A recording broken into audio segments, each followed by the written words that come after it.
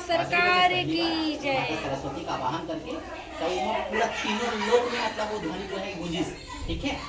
और सबके सब मोहित हुए जब पहली बार ठाकुर जी वासे वही जगह है ना। अंगासुर के बाद बाबा नल के पार में भोज और महाराज सुने जिमा गोपी मन के साथ में नृत्य करके ठाकुर जी है ना, रात को शरद पूर्णिमा के रात को वो यही जगह है। राधे राधे बढ़ते जाओ, राधे राधे बढ़ते जाओ।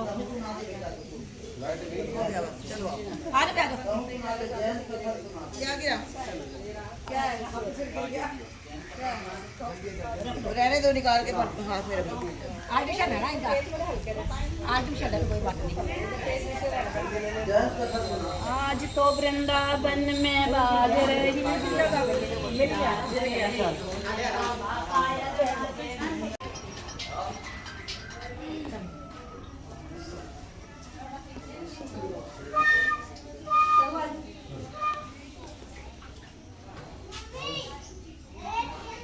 तो वही है, बंसीवाट का नाम सुनते ही लोग ये सोचने लगते हैं कि हमें बांसुरी का ही आवाज सुनाई पड़ेगा, है ना।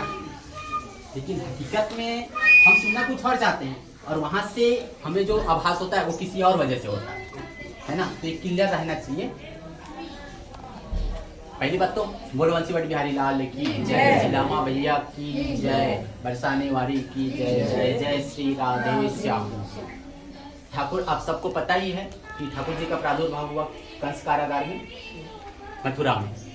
जब ठाकुर जी का जन्म मथुरा में हुआ, वासुदेव जी लेके गए यमुनापुरी पार करके गोकुल गांव, गोकुल और नंदगांव में ठाकुर जी पले बढ़े, है ना। तो दैत्यों का जब उत्पात मचने लगा, अशांति ज़्यादा फैलने लगा, तो सबको चिंता होने लगा इस बात का। तो नंद राय जी इसमें निर्णय लिए, सबको इकट्ठा किए, सबका सहमति लेके क्या हमें इस जगह को छोड़ देने चाहिए कि नहीं। उसमें हम अक्सर ये गलती करते हैं। अब गलती माने वो आपकी अपनी अपनी समझदारी है। वहाँ पे ठाकुर जी का भी सलाह लिया गया, उनका भी सहमति लिया गया कि वाकई में लला कि हमें इस जगह को छोड़ देना चाहिए कि नहीं, क्योंकि उनकी भगवत्ता को बचपन से ही सब पहचानने लगे थे।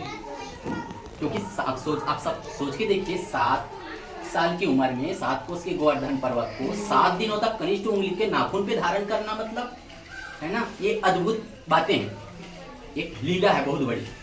तो भगवान जो है हमेशा अपनी भगवत्ता को छुपाने की कोशिश करते हैं, वो अभी भी छुपाए हैं, है ना। तो ठाकुर जी से सहमति लिया गया। तो हम लोग भी ऐसा कुछ कार्यक्रम अगर करते हैं, घर में कुछ काम रहता है, तो घर में जो एक समझदार जो 18-20 साल के बच्चे हो जाते हैं, कहीं ना कहीं हमें पूछ लेना चाहिए एक सहम। तो उसमें लगता है कि बच्चों को यार इतने बुजुर्ग लोग हैं, इतने सारे लोग हैं, उसके बावजूद भी हमें पूछा गया, तो उनको काम बोलने से पहले वो कर डालते हैं।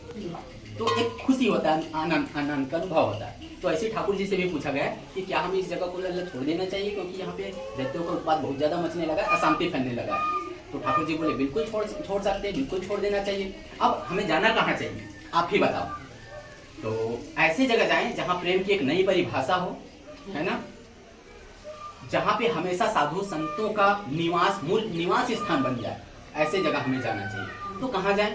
तो आपका वनों में है बेलवन, निधिवन, तालवन, भद्रवन, है ना, और वनों में श्रेष्ठ वृंदावन। वृंदावन तुलसी का वन वृंदावन।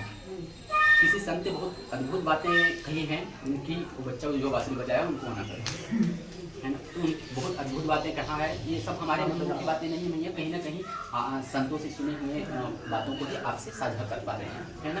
क्योंकि भगवान की चरितार्थ का गुणगान करना तो असंभव वाली बात है, कई जन्मों में भी नहीं कर सकते। क्योंकि संत ने बहुत बढ़िया कहा है, भारत देश का भूषण बताए, एक नया परिभाषा वृंदावन का है।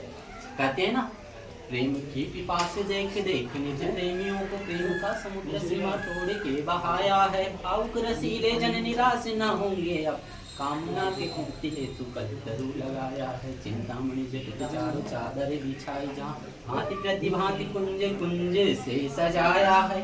भारत का भूषण तिलक तीनों लोकों का, भक्तों के वास हेतु वृंदावन बनाया है। वृंदावन बिहारी लाल की जय, बंसीवाट बिहारी लाल की जय। तो ठाकुर जी कहने का मतलब है, ठाकुर जी का मूल निवास स्थान वृंदावन। और जब गोपियों का शिकायत मैया के पास आने लगी कि आपका लल्ला जो हमारे यहाँ से माखन मिश्री चोरी करने लगे हैं, है ना, परेशान करते हैं, उनका एक भाव था तो मैया एक दिन लल्ला का हाथ पकड़ के पूछ लेती है कि लल्ला तू सच्चे सच बताइए, क्या तू सबके यहाँ सच में चोरी करता है? कि हमारे यहाँ माखन मिश्री की कमी है जो दूसरों को तुम परेशान करते हैं? तो ठाकुर जी बोलते हैं, मैया आप हमारी सारी बातें तो आप जानते ही, हमारा समय कैसे व्यतीत होता है आप जानते ही हैं। अब सुबह सुबह उठा के गायों के साथ हमें मधुवन की तरफ भेज देते हैं, पूरे 4 बार हम वंशी बट में रहते हैं। ठाकुर जी के अष्ट सखाओं में से एक सखा थे सूरदास जी। तो सूरदास जी के हिसाब से अपना पक्ष रखते हैं मैया के सामने। ठाकुर जी कहते हैं, मैया भोर भयो गैयन के पीछे मधुबन मुहे पठायो, 4 पहर वंशी बट भटकियो, सांझ परे घर आयो। मैया मोरी मैं नहीं माखन खायो। गोपियाँ झूठ बोलती है ना। हम आप पहले बार लगते हम वंशीवट पहुंच जाते हैं। सुबह सुबह उठा के हमें गायों के साथ में आप मधुबन की तरफ भेजते हो, वहाँ से हम पहले बार लगते हम वंशीवट पहुंच जाते हैं। पूरे दिन भर में 4 बार का ही टाइम होता है, दिन भर और 4 दिन में और 4 24 घंटे में आपका दिन में और रात में मिला के 8 पहर ही होते हैं। 4 पहर दिन का, 4 पहर रात का। तो 4 पहर का पूरे वक्त हम 6 से 6 बजे तक शाम तक हम वंशीवट में रहते हैं। आदमी थके हारे आएगा, भोजन प्रसाद खा के घर में आराम करेगा। रात को किसी का माखन मिश्री चोरी करने नहीं जाएगा। आप बड़ी भोली भाली हो जो उनके बातों में जल्दी आ जाते हो। और मुझे आप अपने लल्ला पे यकीन नहीं कर पा रहे, मेरे ऊपर आपको भरोसा नहीं है। ऐसे करो, ये रहा आपका छड़ी, ये आपका बांसुरी है ना, और मैं चला आपका घर छोड़ के 9 लाख गाय जिनको संभालने के लिए दोगे वो संभाल कर आएगा। अब मैं जा रहा हूँ। तो ठाकुर मैया जो है पीछे से दौड़ के ठाकुर जी को गले से भर लेते हैं, बोलते हैं लल्ला गोपियों का सिखाते जो है आने लगी, इसलिए ऐसा बोलना पड़ता है। तो कहने का मतलब क्या है, पूरे दिन भर का समय जो है 4 बार का टाइम जो है ठाकुर जी यहाँ व्यतीत करते थे।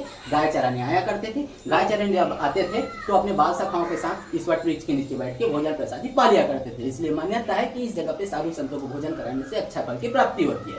गाय जब दूर चली जाती थी तो ठाकुर जी उनको बुलाने के लिए, गोपियों को रिझाने के लिए इस वट वृक्ष के ऊपर बैठ के बांसुरी बजाया करते थे मैया, जिसकी वजह से इस क्षेत्र का नाम पड़ा वंशीवट। हम सब जो महसूस कर पाते हैं इस वट वृक्ष से, उसका कारण ये है कि यहाँ पे एक दिव्य भव्य कार्यक्रम हुआ था महाराष्ट्र का। महाराष्ट्र की लीलाएं है ना, यहाँ की है अघासुर का वध, मसूर का वध, दावानल का पान, मनभोज, महाराष्ट्र की लीलाएं यहाँ की लीलाएं हैं। तो भगवान शिव जी भी आए हुए थे उसमें।